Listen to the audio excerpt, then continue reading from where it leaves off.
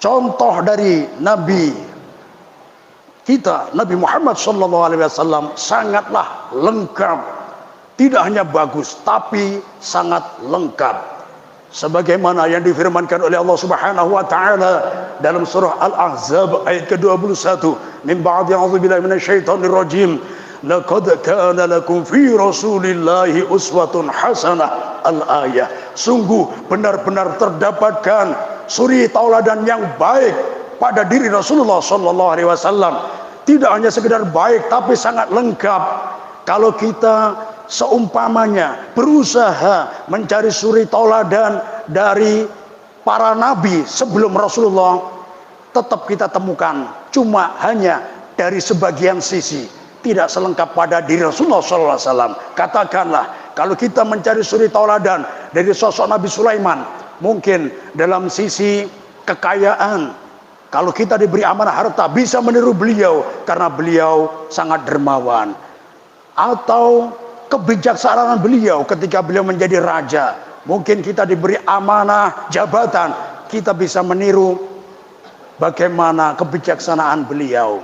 Akan tetapi ketika kita dalam posisi diuji kesusahan ekonomi, kita kesusahan mencari suri tauladan pada sosok Nabi Sulaiman alaihissalam karena tidak berlaku bagi beliau kemiskinan dan kefakiran. Begitu juga kalau kita meniru dari sosok Nabi Isa alaihissalam, wabil khusus bagi yang sudah bertemu tambatan hatinya, bertemu pasangan hidupnya, ingin mencari suri tauladan bagaimana menjadi sosok suami yang baik, bagaimana menjadi sosok ayah yang baik, kita cari pada sosok Nabi Isa alaihissalam, tidak bakal ketemu.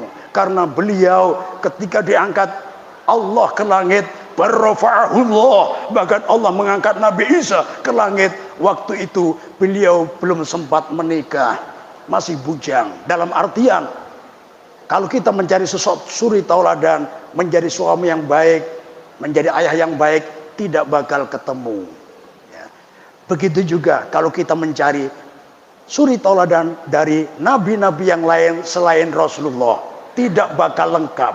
Akan tetapi kalau kita mencari suri tauladan dari Rasulullah sallallahu alaihi wasallam, bisa kita cari dan pasti kita dapatkan karena contoh dari beliau sangatlah lengkap. Kalau dikatakan siapa yang pernah mengalami kondisi yatim piatu mulai kecil, siapa yang pernah menjadi pekerja keras di saat muda, siapa yang pernah menjadi sosok suami yang baik, siapa yang pernah menjadi sosok ayah yang baik, siapa yang pernah menjadi sosok kakek yang baik, siapa yang pernah dalam posisi fakir miskin, siapa yang pernah dalam posisi kaya raya, siapa yang pernah dalam posisi lemah, siapa yang pernah dalam posisi menguasai kekuasaan sedunia 100%, beliau kuasai kekuasaan tersebut. Ini semuanya pernah dialami oleh Rasulullah sallallahu alaihi wasallam.